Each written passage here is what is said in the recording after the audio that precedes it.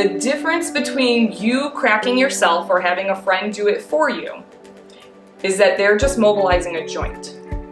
An adjustment is going to put the joint in the correct position so it won't feel always that need to be released and cracked again. Now there's right and wrong ways to be cracked, which we call adjusting. I adjust, people self-crack.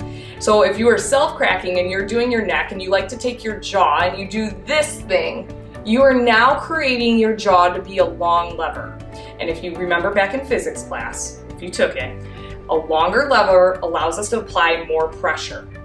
Well, when there's more pressure on the joints in our neck, there is a blood vessel that goes in between the bones that feeds the brain. What has happened in multiple occasions is that someone doing this applies too much pressure there and the blood vessel breaks, creating a stroke. Not okay. So is it safe to self-adjust or crack? Not really.